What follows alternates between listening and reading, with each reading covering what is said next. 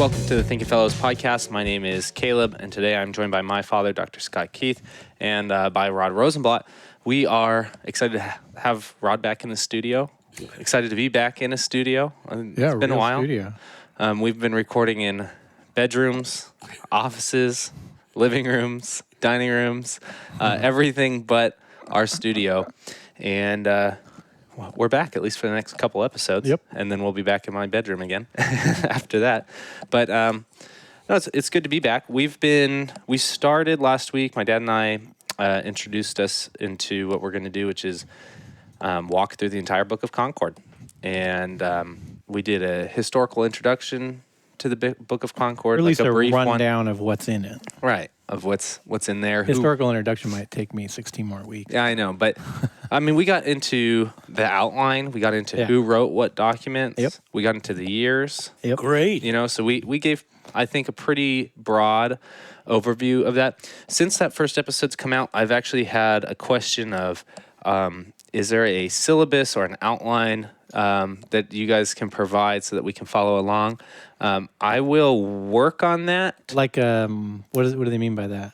Like, do you guys have a plan for what each episode will look like? Oh. The answer to that question is not really, which is why I don't know exactly how far we'll get each time. We have 40 minutes. Sometimes there's a topic that I think is going to take us 3 minutes to cover, and it takes us 3 hours. I mean, as a Sometimes- commentary on that for the listener, last time I was asked to teach the Augsburg Confession at a church, we scheduled 8 weeks. 8 weeks, and it took went you 17 weeks. Yeah. So, and then sometimes there's a topic I think is going to take an hour and it takes 10 minutes. And so, the podcasts are hard to outline, and we don't read an outline when we do the show. I want to introduce a topic, and I want to see what part of that conversation actually ends up being meaningful at the time that we record. I mean, we can recommend an outline of the Book of Concord. That exists. Yeah, that would be good. Lang, the man's name is Lang, and he put the whole It's a Tappert edition, Book of Concord into outline format. It's Northwestern Publishing, the Wisconsin Synod Publishing House, and it is available. It is can the be Tappert purchased. edition, though. So if somebody's reading out of the Reader's Edition, which is Dow Bente translation, Yep. or they're reading out of the Colmar Nestigan, it's not word for word the same. Yeah. So they should just be aware of that. Right. So, yeah. I mean, and we talked a little bit about different translations last time. You should be able to follow along. They're not. They're all. Say Colmar Nestigan on the book. Well, that's what the historical introduction. It's called Wanger. Kolb Book of Wanger, yeah. Concord, though. Yeah. That's funny. But a lot of people worked on both those projects. Yeah. So. Yeah. All right. So we explained Speaking last of time. Kolb Wanger and Wangert, that I believe it is Tim Wangert that translated the catechisms in that one, which is why they read a little differently. Then Another one I think would be worth putting into the show notes is the I Believe series. I agree, yeah. Teigen, I think, is the name. Australian Lutheran Church or something like that. Sure. But Teigen, and it is a wonderful, short set of explanatory summaries of what's the topmost import in the Book of Concord. I used to teach in a parish, and lay people read it, and they actually read the Book of Concord for the first time. Yeah, because it might take And they didn't give up. an article in the formula that takes 8 pages in the formula, and it takes it down to a page or so. Right. Maybe 2. Right. yeah. Yeah. Okay. Yeah, I wrote it down. I'll have to after the show. Rod talked about the spelling of the last name. That may I get it correct, but I have it outside. cool. Oh, nice. So we explained also last episode why we're not following the outline that they appear in the Book of Concord, but we're going by date, and we're starting in particular with the Small Catechism, which is what I hoped to do today. Start with an introduction to the Small Catechism, and I think we can just jump into that. I wanted to make sure that people can walk away from these introductory episodes of each book with some information. Primarily why and who is it written for, and then why is it confessed? Why is it among the confessions? But what what use could these documents have today besides establishing a confession? And so With the catechisms, that's kind of particularly easy. Right. Some of the other ones, say like if you're talking about small call articles or something like that, that's a little more difficult answer. But with the catechisms, they're instructional booklets. Yep. And yeah, Written primarily for fathers for use in the home, but not only for that. right. The Luther's introduction before it, I think, is interesting because it references another event that we've talked about on the show, the visitations. He opens up with the deplorable, miserable condition which I observed when visiting parishes. And some translations render it even a little more aggressively it's than Luther-esque. that. Right. Yeah, priests who couldn't read. Yeah. Right. Not just priests who couldn't read the Bible or priests that were unfamiliar with the Bible, but priests who were illiterate. So let's talk about what deplorable and miserable condition of the church means to Luther here. So he says that what he saw is that the common man, the person in the pews, does not know the doctrines which contain Christ. He does not know what the sacraments are, does not know why or if he has been baptized, does not know the Lord's Prayer or the Creed. Yeah. Look, can we back up a bit? Just You always want to back up. So yeah, I let's always go want to back up far because back. you got to go a little bit further back because you have to ask the question: why were they visiting the churches? Right. What prompted that? And I think what you're seeing here is a transition point between these lands, which were previously Roman Catholic lands, which had Roman Catholic priests and Roman Catholic bishops and Roman Catholic cardinals who were appointing priests and all that type of thing, and ordaining. The papacy as an earthly governmental body to take care of these day-to-day issues isn't really functioning in Lutherstadt anymore. Sort of think again, northern Germany, the Saxonies.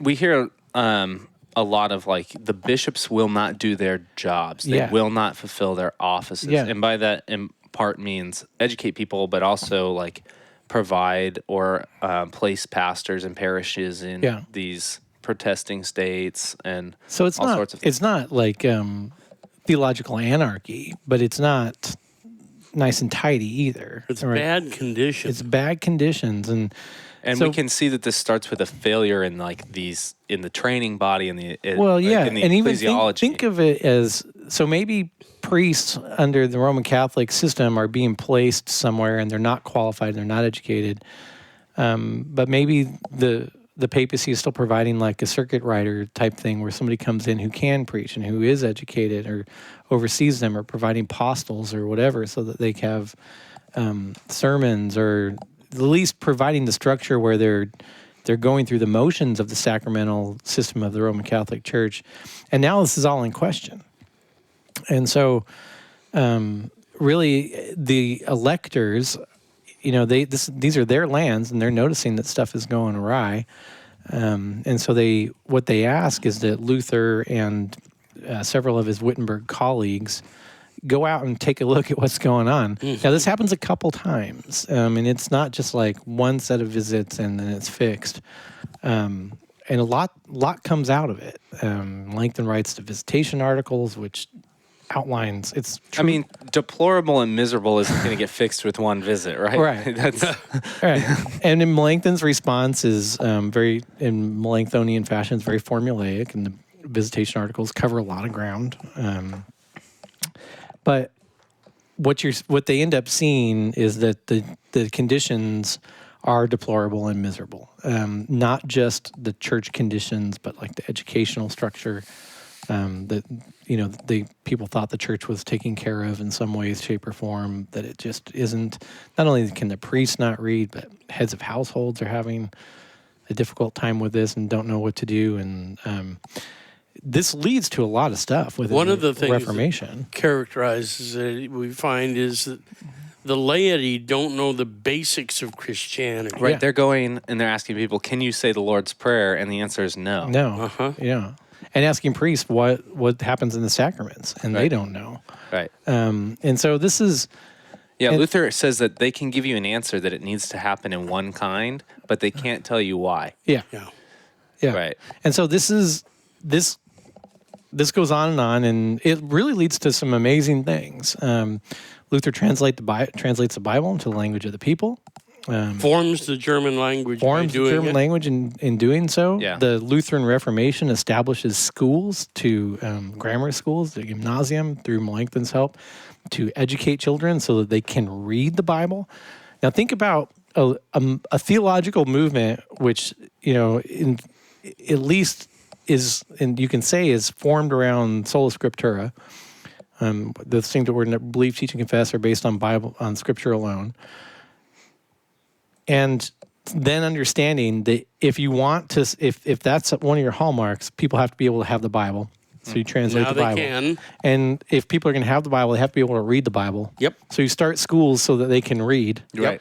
And if we want them to learn how to read the Bible, we have to teach them the basics early on. So you write catechisms to teach them the basics early on. Right on. The response to this whole thing is just very well thought out and instrumented and enacted. And it kind of gives you goosebumps to think about their reaction. I mean, it's very Lutheresque to go, this is deplorable and miserable and horrible.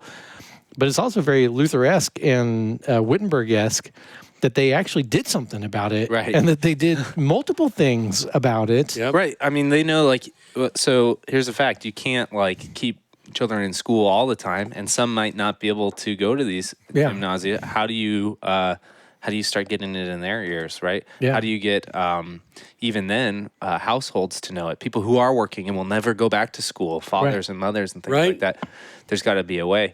And they do. They start establishing answers to those questions. In Germany, and it's just amazing now, but in Germany, generations of people learn to read by reading the scriptures and the catechism. Yeah. Right. That's Yeah. that's phenomenal. Yeah. You know? Yeah. And so this is the catechism is produced for this. Now there's a kind of a second part to this where I said that many of Luther's Wittenberg colleagues went on these visitations too. Two that went were Johann Agricola and Philip Melanchthon, and they kind of had a different response to some of this. And one of Jim Nestigan and several others have argued that one of the reasons that Luther, not the reason, but one of the sort of ancillary reasons Luther wrote the Catechism was to kind of quash this law-gospel debate between Agricola and Melanchthon regarding the preaching of the law to the Christians. Now, we've done that before, so people can reference those episodes. But it's interesting to note that Melanchthon's response to that is very, again, Melanchthonian, very formal. Right? He's going to, I'll systematize the hell out of this Let's thing until outline you this understand bad it. boy. Yeah, let's outline this. Right. And Luther's like, we got to teach the children the right way, so I'm going to write a catechism. And in doing it, his approach to it is great, because if Agricola is asking the question, should the law still be preached to Christians, with a little wink that he's saying, no, it shouldn't. Yeah. Luther writes his catechism and starts with, for Christians, right, for the instruction of Christians, and starts with the Law. 10 Commandments. Right. And so he doesn't even really have to answer the question. Right. He just writes this amazing work and begins by teaching the 10 Commandments. Yeah. One thing that I've discovered that most Lutherans don't know, I've said it here on the show before, Luther's Small Catechism is considered one of the great works of the Western world. Yeah. Nobody else's catechism is in that list. And are sometimes hard to name even because Yeah. they're unfamiliar. I mean, Melanchthon's, right? Melanchthon wrote several catechisms. One edited one finally a year before he died. Yeah, and nobody knows about it. them. They didn't sort of. It's way different. It's like it starts like Luther's, but then it turns into just a mini Lochi. It's like literally just the points from the Lochi made small. Yeah. Yeah, so it's like He's got a one Lochi mind. he doesn't have a one Lochi mind. Yeah. Well, and I think this memorizing and the fact that people are learning to read and learning to communicate while doing this comes out here too. And there's an emphasis in something I think we're pretty bad at today, which is that he mentions that a pastor should have one version. So the whole church, whatever church you're in, maybe even whatever town you're in, should have one version, one translation of the commandments, the Lord's Prayer, the Creed, the sacraments. Do not use varying texts. Do not use different forms. Adopt one version because people need to learn it 1 year from the next without Yeah, change. I kind of agree with it. We're like horrible at this today. I think that there's We love preference, and we like giving people as many options within their preferences as possible. well, also people sort of from generation to generation, I don't want to say feel like they need something to do, but at the same time feel like they've noticed something that could be improved on or done better, and so we end up with multiple versions. I think it's difficult. Hymnals are like a really good example of Yeah, this. hymnals are a great example of that. I mean, I have a hard time to this day not saying the various services in the liturgy in one of the new ways, because from the time I was a baby until the time I was about 18 or 19, Yeah, and see, that's we very were different. 5 and 'cause 15 people. You start making like generational differences between people because Yeah. like my mind is like glued to the way the LSB does everything. Like, says everything, the way the language operates. And when I go to churches with older versions, I like feel like I'm playing catch up all the time. So it's interesting because then you start like creating divides of people who know which ones, which isn't the intent. In fact, when something like a new hymnal comes out, sometimes the intent is to try to get everybody on board, but it's very difficult. Yeah, no, I think the one version thing is good advice, but really difficult To pull off. in our age, especially. Right. So, I mean, information is so readily available and it's changed so easily now. You were talking about this the other day because of the internet, people just being able to change definitions Right. There's like, from one day to the next. A word can mean a different thing. be careful with digital dictionaries. They can literally change definitions overnight on you. Yeah. Yeah. No, it's interesting. The internet also makes some of those changes very traceable in ways that changes to things wouldn't have been in the past, but you have to know how and where to look for that stuff. Yeah, but I think especially for memorization's sake, I think it's accurate to say that if you're trying to teach, like, say, your children, You shouldn't give each child a different translation. Yeah, stick with whichever one you started with the first one, and just sort of stick with it, Right. or warts and all. Yeah. Yeah. I kind of agree with that. So, all right. So from here, those are some of the parts I'm picking out before we even get into the catechism here that I'm noticing. Right, is like we're addressing a problem in the churches. We have an answer, which is like we need to teach these primary parts. Luther starts outlining things like the Creed, the Ten Commandments, what sacraments are, various prayers. Well, I think if you're telling people to read the preface too, like you're doing, you should sort of warn them that there's some pretty harsh stuff in there. Yeah, he's not being nice. No. There's a great section in there where he talks about if people are unwilling to learn the stuff that and it's parents and employers, right? Like if you have employees that try and teach this stuff, and if you have parents that try and teach your kids this stuff, if they're unwilling to learn, you should withhold food and drink from them until they change their mind. Yeah, I mean, we get very 16th he comes century. down to say, can you even call yourself a Christian if you don't know these things? Yeah. Right. That's a very interesting question to ask of the Christian world we have today in the United States. Could your average Christian recite the Lord's Prayer? Could they recite the Nicene Creed if you just surveyed American Christians? I would guess probably not. I don't know. I don't know about the Lord's Prayer. I think the creeds would be difficult because American evangelicalism doesn't really emphasize the creed. No. Or creedal Christianity. No. Luther puts in the Small Catechism the Apostles' Creed, which is slightly easier to recite than the Nicene Creed. Mm-hmm.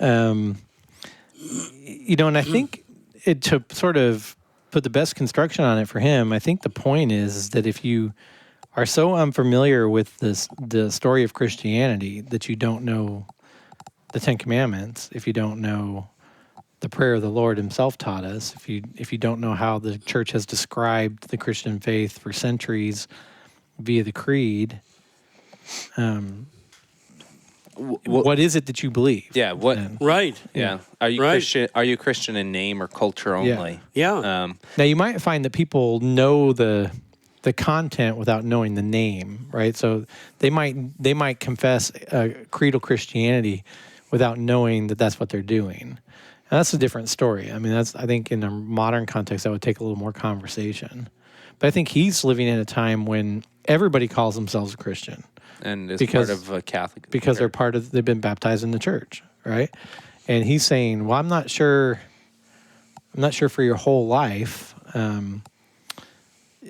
if you're not hearing the word, and if you're not receiving the gifts in the sacrament, and if you're not availing yourself of just even the basics of what this faith is, there's a question there. Yeah.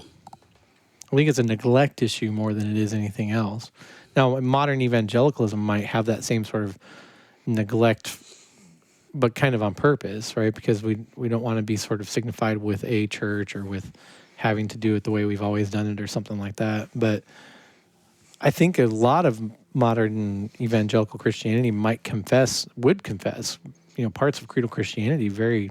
As long as they could find the verses, they As long would. as they could find the verses, they would. They just might not call it that. Right.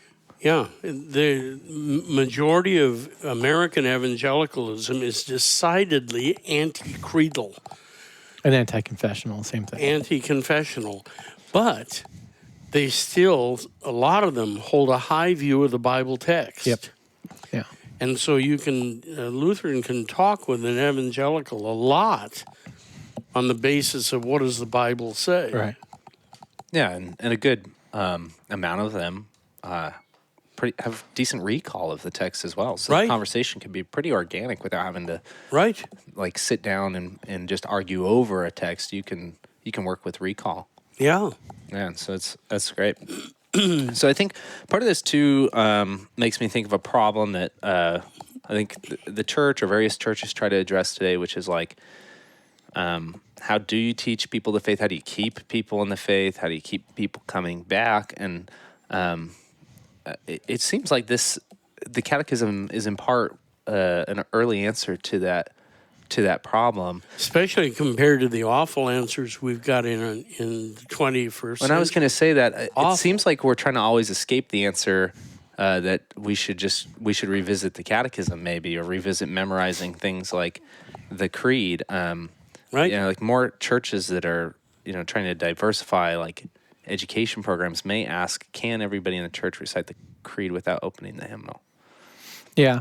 I think that learning the Catechism is something that you don't do just once, and even studying the Catechism is something that you shouldn't do just once. It's an incredible little book.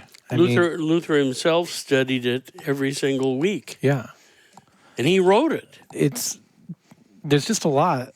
There's a lot there in a little package, and it's It was dubbed in Germany the layman's Bible. and you could study it your whole life and not really get bored of it. And it's just one of those books that's like that. It's just one of those little works that's like that. And so I think could it be an answer to keeping people interested in the faith? I think it really could. Right, like when It somebody sure beats hot programs. Yeah, I mean, it's not an uncommon question that I receive. Like, how do I keep my kids believing in the faith? I get it a lot. One of the reasons I get it a lot is because all three of my kids are still pretty ardent believers, and you guys are all grown. And the only thing I can ever tell people is that we kept the conversation going their whole life. Mm-hmm. Like, and it wasn't limited to when they went to confirmation class or when we were in Sunday school or when we were in church, but the conversation of catechesis was just living life. Right. I catechized my children, not trusting the church. I catechized my children in front of a television set. Yeah, that's kind of what I mean. It's like dinner time, movies. Yeah. I mean, everything is. Yep. And having you guys pretty early on, having a good familiarity with the small catechism, help those conversations. Yeah, I think so, and I think it makes talking about faith feel normal in the house, which is one of those things. It can be.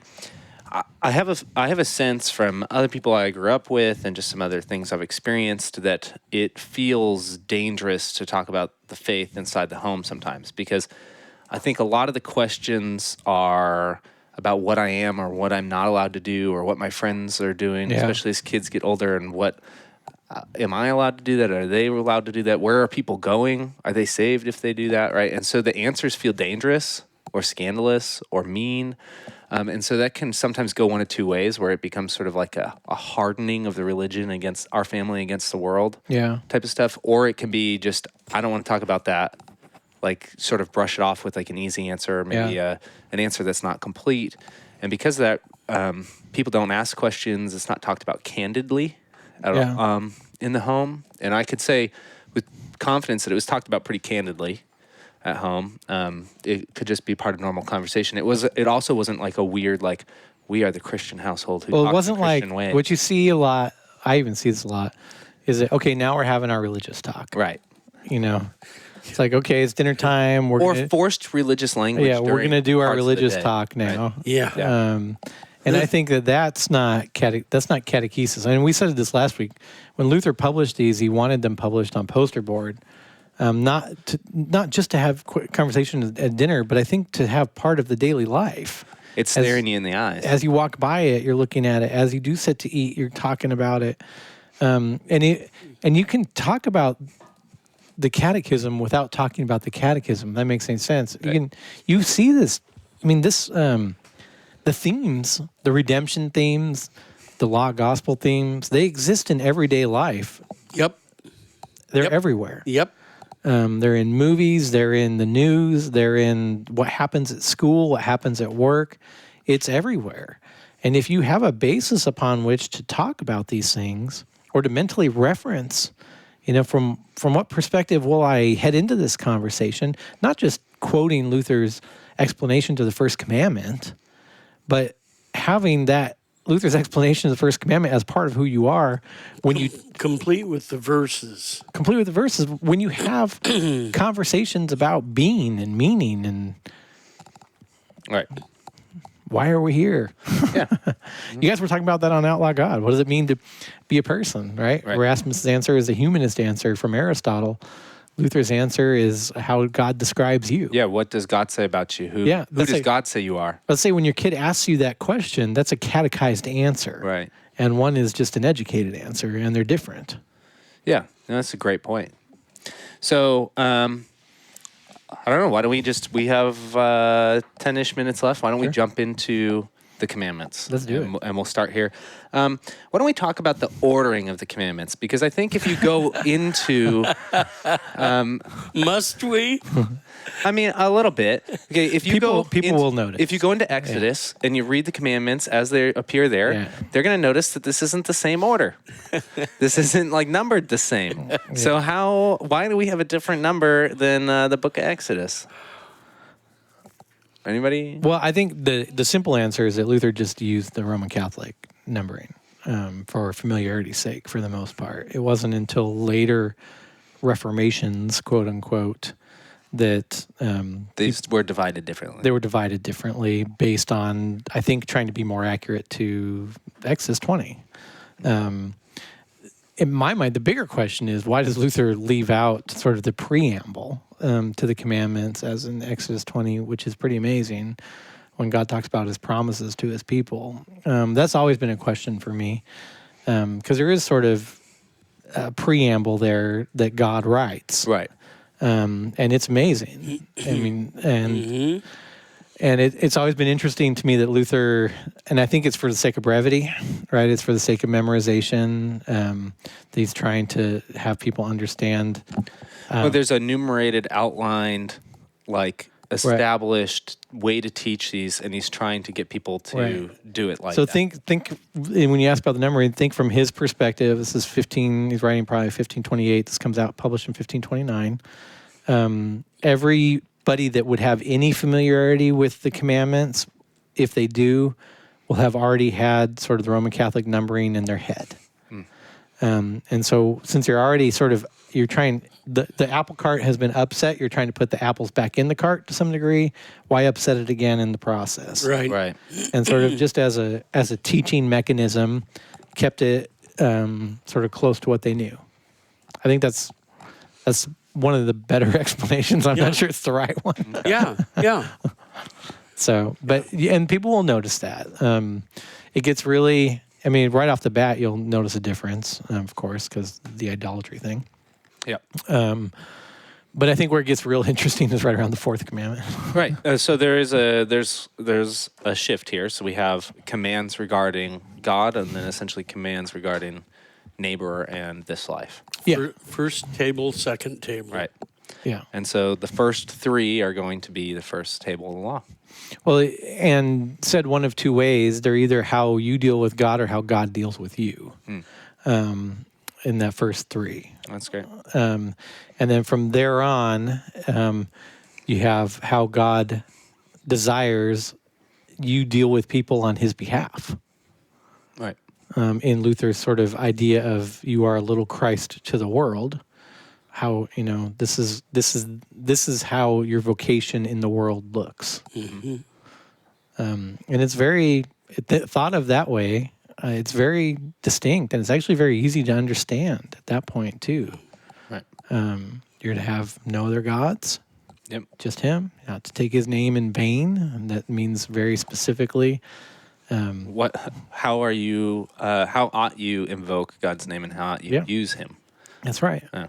And you are to avail yourself of the gifts he provides in the service of the word and the sacraments. Right. Because that's how your faith is not only created, but sustained in you. Yep. And these are for you. So again, you can think of them. Our tendency is to think of them how we deal with God, but it's also describing how God deals with us. And in a very surprising way. Yeah, in a very surprising way. And one of the things I like about this, as I've called it the preamble in Exodus 20, is that you have this back and forth naming, right? God has named you, you're his people, and then he's given you his name. Right. And all he's asking of you is that you remember that. That's it. Mm-hmm. I've named you, you're mine, you're my people, and I've given you my name. I'm asking you to remember that. Right. That's it. Now, the irony there is that our memory is the thing that fails when the devil tempts us. And it's especially our memory of what God says. Memory of what God says, and yet we try to rely on our memory. Right. Which is where the third commandment comes in again. Which is like, your memory's not, I'm asking you to remember these things, and you're not going to. Yeah. So avail yourself of the gifts, and I'll remind you. Yeah, so you have, who got a basic who God is and who you are in relation to him in the first one. You shall have no other gods. Yeah.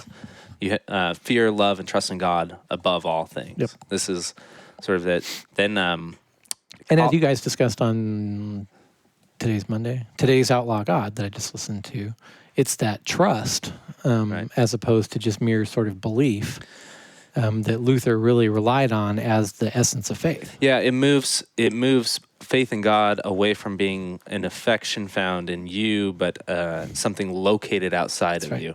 Again, tie in now the third commandment again. Right. How is it? Where do you find him? Where do you find the God that you Yes. fear, love, and trust in? Where do you find the God whose name is so powerful that you ought not use it against your enemies? Right. Yes. Where is he? And it's in the Word, is what the third commandment says. And you are not supposed to. You should gladly hear and learn it, not despise the word. So there's two parts to that command. Yep. Do not despise the word, And gladly hear and learn it. and gladly hear and learn it. Right. I have sent you a preacher. Yeah. Hear him. And then that actually sends you back towards the first commandment again to tell you who you are. Yep. And who God is. Yeah, I mean, just an amazing way in very few words for Luther to teach not only the commandments themselves, but why the commandments. That's right. That's right. And a reading that nobody at the time was cognizant of, and everybody afterwards was. Yeah. And we have, and as he does it, he states the commandment, and usually translated, what does this mean? Right. Jim Neskin points out all the time that if you're going to do this right, from the Was ist das, the German, What is this? you can say, what is this? Yeah. What is this? Because when you're teaching the commandments, the respondent isn't saying, what does this mean? They're like, what is this? Yeah. What is this news? This is an important part to stop on too. So this establishes the formula of the entire catechism, which is question response. Yes. Right. Question response. So before every commandment, there's a question. What is the first commandment? And then you answer, and then what does this mean? And so you're now giving in sort of a longer version of what that commandment means. And this will carry on into every part of the catechism. And I think the assumption is that every time an article of the faith is taught, there's going to be such miraculous enlightenment, I don't know what other word to use, understanding or amazement in the student, that they are going to gleefully ask, what is this? And they're asking like, you've just shown me the best thing ever. Yeah. What is this? I've never seen anything like this. Yep. And then you come in with an answer. And the answer is always to the point, but often just musical. No. And we'll get to it, but There's certainly a flow to it. Like does the explanation of the second article of the creed? Could I tell you what I did when I was a pastor? Right, yeah. I used the Bible, Luther's Catechism, and the Narnian Chronicles. Yeah, we have a lot of people asking about this. I think we've talked about it a bit, but They're like, how do you do this? how do you do that? If you're not really familiar, I think if you start reading them, it becomes apparent. It that sure they're- does, yeah. I don't think that question actually ends up being very difficult to answer. Right. No. Every major doctrine of the Christian faith is in Shows those up. stories. Yeah, it sure does. So how do I do this? The answer is probably read both before you do it, and start drawing as many connections as you can, and then start pointing them out as you go along. well, think of the line, The Witch in the Wardrobe. Yep. Aslan appears, Yep. and they ask, what is this? Who is this? Yeah. This is amazing. That's good. Yeah, having my own kids now, it is funny how easy to teach this is. I was a little worried that, I wanted to start young because I talk about it all the time on the show, like how easy it is to teach. And then when I went to go teach my own kids, I was like, can a 3-year-old really do this? It is very easy. I got to say the flow of it, because everyone comes with that next flow.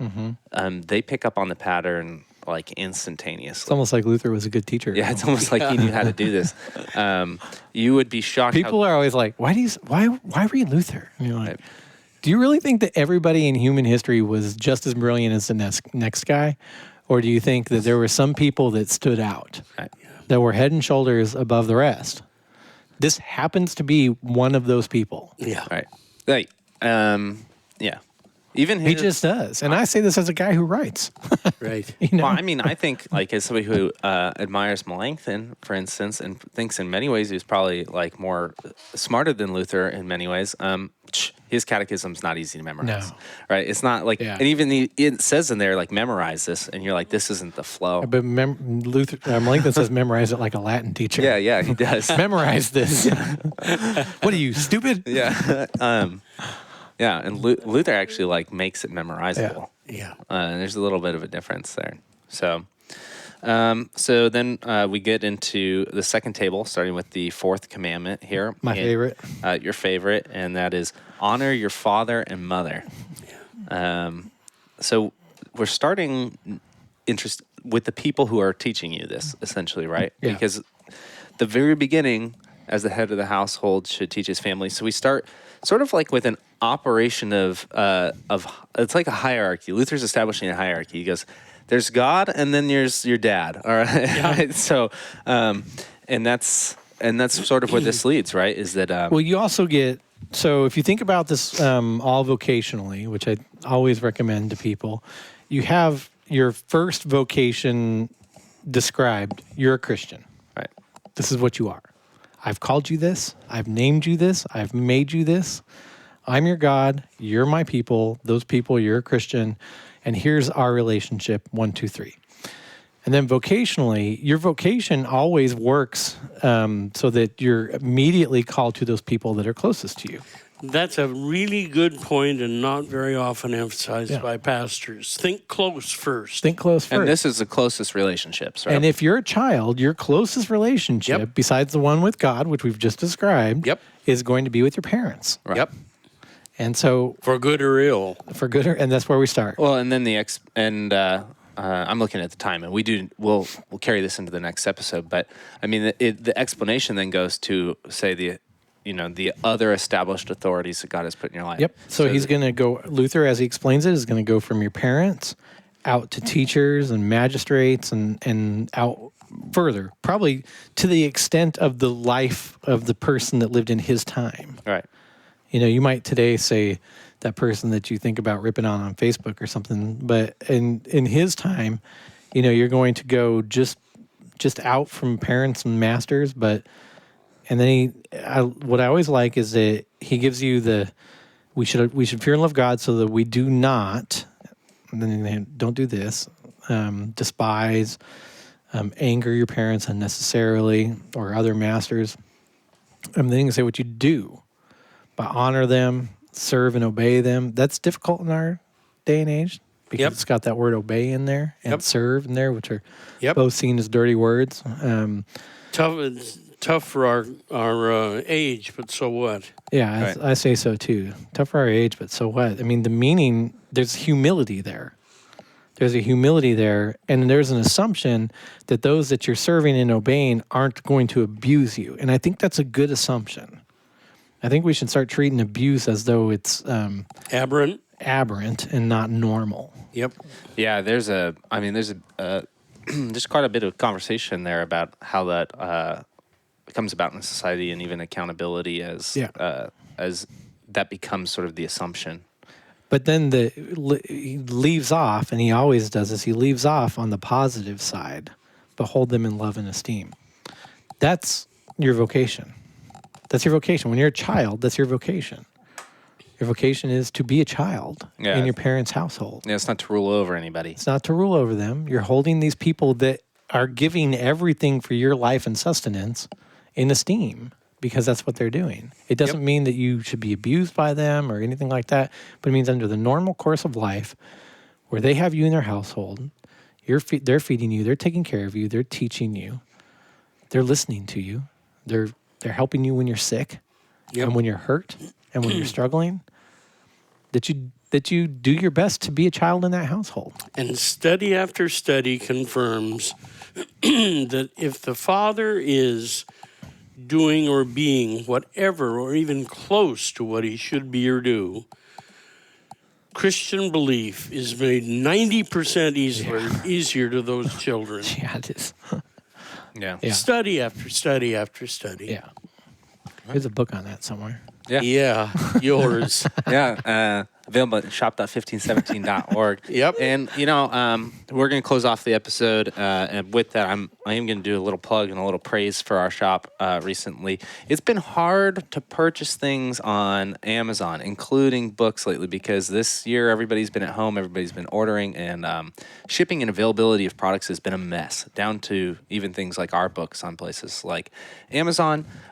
If you want to get the books quicker or more accessible, you can go to shop.1517.org. We try to keep as much of it in stock as possible, and I have heard absolutely amazing things about our shipping lately. Our fulfillment is pretty good. Yeah, and you get like a nice little package. I've heard that a handwritten card comes in with it, and I have been getting text messages from friends and things like that who say, I had no idea you guys had 10 out of 10 service when it came to online shopping, and so you should check that out if you're looking for it.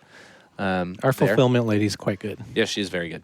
So thank you for listening to this episode. We will catch you next time. Bye. Bye.